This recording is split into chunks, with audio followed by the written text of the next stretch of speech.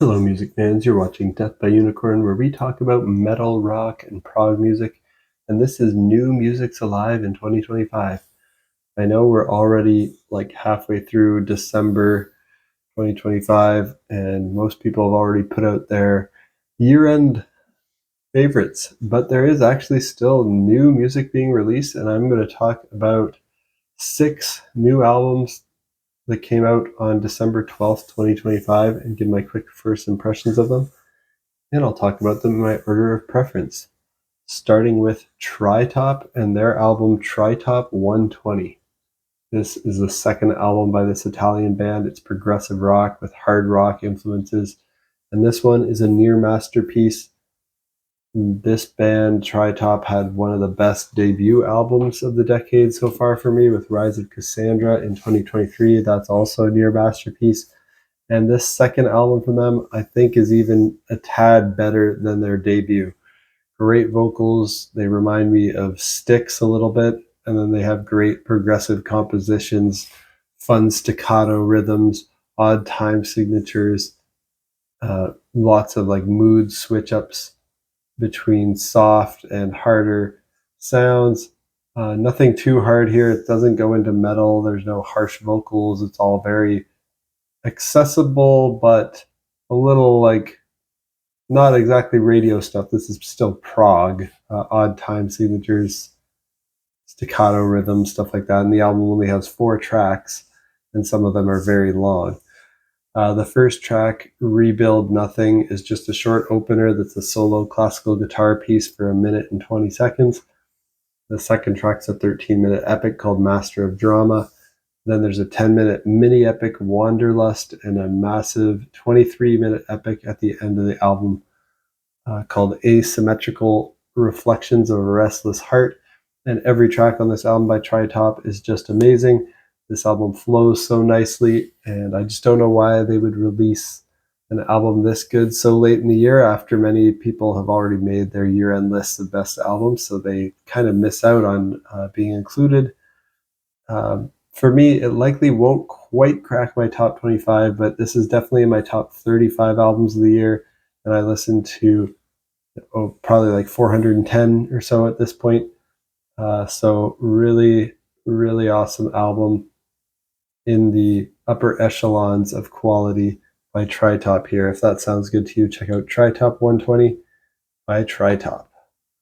Next up, I want to talk about Pink Floyd, a legacy amazing band. I have Pink Floyd poster behind me for this Wish You Were Here. It's the 50th anniversary of Wish You Were Here, so there's a deluxe version that came out. And I don't usually talk about deluxe versions on my channel, but this is an exception. That behind me is not from like a deluxe version. That's just a standard thing that I've had for a while. But of course, Pink Floyd is a legendary band from the UK, progressive rock.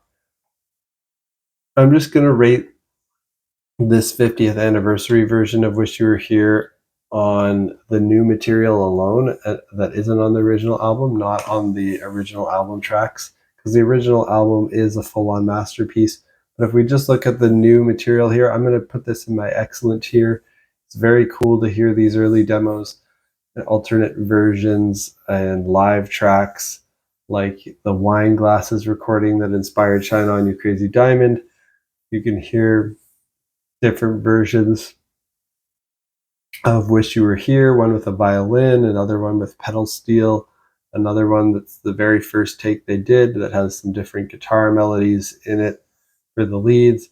You can hear the demos of Welcome to the Machine when it was just called the Machine Song, and those demos are pretty different from the final version. They're sung by Roger instead of David. They're an octave lower than the original album version, the official album version, and they don't have like all the same keyboard parts figured out yet. But yeah, pretty cool to hear those. I do like the album versions of Welcome to the Machine. I like the album version better than these alternative versions. But it's still really cool to hear these alternative versions when you're already a fan of the original album. The live stuff on here is great too. You get to hear early versions of tracks from Animals played live before the album came out. and those songs evolved after these live performances, so they sound different. You get to hear tracks from Wish You Were Here played live, you get to hear The Dark Side of the Moon played live, and you get to hear the epic echoes. So fans of Pink Floyd should love this Wish You Were Here 50 stuff. It's on Spotify. They're, of course, selling physical copies of this. And yeah, I think fans of Pink Floyd will love this. If you're not already a fan of Pink Floyd, don't start with this. Start with the original album. Once you become a fan, then come explore this. This is more of like the deep cuts, live, alternative takes, demos, stuff. Very cool for people who are already fans. That's Pink Floyd, Wish You Were Here 50. Next up, I have Fleshvessel and their album Obstinacy, Sisyphean Dreams Unfolded, the second album by this American band, and this is experimental avant-garde, atmospheric, progressive, blackened death metal. That is how I would describe the genre here. And I'm putting this one in my excellent tier. And this is a band, Fleshvessel. I thought their debut was excellent. They have a really raw and evil sound, but they're also very adventurous. They use some strange instruments sometimes. The vocals are nuts. They do mostly harsh vocals that range from black metal shrieks to death metal growls, but they do sometimes these really high-pitched, silly-sounding melodic singing parts that sound like a mix of Rob Halford and King Diamond wailing with the quirkiness of flummox plus opera, soul, and screaming, like all combined together. So it's very silly sounding, not exactly easy on the ears, but very fun and adventurous and avant-garde and experimental. And in the last track, there's a part with female vocals, which is a bit more pleasant on the vocal department. But their whole sound is very silly. It's very over the top. It's very avant-garde and brutal. It's the ridiculous vocals are going to be a sticking point for many, but they made them really interesting to listen to for me. Sometimes vocals like that can grate on me and ruin something, but the music here is so good, and the vocals here somehow didn't ruin it. It just kind of made it fun and endearing. There's also only 4 tracks on this album, but 2 of them are also long prog epic tracks. So they're really embracing their adventurous and epic nature and just kind of going for it. So if you like the sounds of that, check out Obstinacy it's Obstinacy, Sisyphean Dreams Unfolded by Fleshvessel. If you like experimental avant-garde, crazy progressive death metal. And my next one that I want to talk about in this video is Volumes and their album Mirror Touch, the 5th album by this American band, and this is progressive metalcore, djent, with some new metal, even some pop rock influences here. This one I'm putting in my very good tier. Fleshvessel was in my excellent tier, I think I mentioned.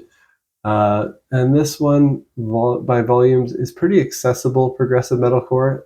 It's not really that progressive. It has some very poppy, radio-friendly hooks with clean vocals, but also some of those djenty metalcore breakdowns, grooves, and screams. Volumes, they're not pushing boundaries with this, but this is still very well executed progressive metalcore that's on the more accessible side rather than the more progressive side. Next up is Windswept with their album The Devil's Vertep. This is the 3rd album by this Ukrainian atmospheric black metal band, and I'm putting this one in my average tier. It's pretty standard evil sounding black metal stuff. It's kind of atmospheric, but pretty standard cookie cutter for my tastes. I'm more of a fan of like really progressive black metal and not as much just the standard stuff. But if you like, it's still well done. And if you like black metal, and I don't even know if it's super atmospheric, it's kind of more standard black metal with a little bit of an atmospheric vibe to it, a little bit more adventurous than super standard black metal. But if you like black metal, check out The Devil's Vertep by Windswept. Last on my list, also in my average tier, is this Lo-Fi EP that Thrice did with Less Gravity. And Thrice is a great American band. This is kind of ambient electronic lo-fi remixes of their post-hardcore and hard rock tracks. And I put it in my average tier because I'm not usually a fan of lo-fi versions of bands that I like, but I like Thrice so much that I decided to check it out. I heard Black Honey ahead of the full release, and it's, yeah, a nice chilled out electronic lo-fi version of that, no vocals. And that's what this whole thing is. It's just 5 tracks and 18 minutes, so it's just a short thing. And it's pretty inconsequential for me. I don't think I'll listen to it again, but I don't think I'm the target audience for these types of things. I never really love these instrumental lo-fi things. I'm really only checking it out because I love Thrice, and I love any excuse to talk about Thrice, so plugging them here. But if you're a fan of Thrice, and especially if you like lo-fi stuff, like these chilled out ambient no vocal lo-fi renditions of songs that you like, then check this out, the lo-fi EP that Thrice did with Less Gravity.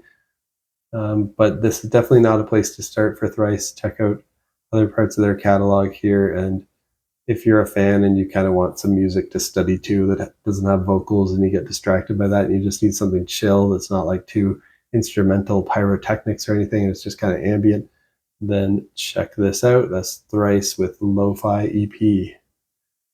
That's it for my thoughts on these 6 albums that came out over the past week. What do you think of these albums? Let me know down in the comments. And if you like metal, rock, and prog music, you're in the right place. I took a little break from year-end content, but recently I've been putting some of my year-end thoughts out. I've put out my last video was my 25 most listened to songs of 2025. And then I also shared my Spotify Wrapped, as well as what I think the top 10 countries are that dominated metal, rock, and prog in 2025. My next video will probably be the big one, the top 25 albums of 2025 for me. And then I have all sorts of content planned around like different ways to slice and dice my favorite albums. So probably my favorite instrumental albums, and then my favorite albums by genre, like my favorite post-hardcore albums, my favorite black metal albums of 2025. So if you want to see all that, definitely hit that like button, hit that subscribe button, stay in the loop on when I post new videos, and peace out.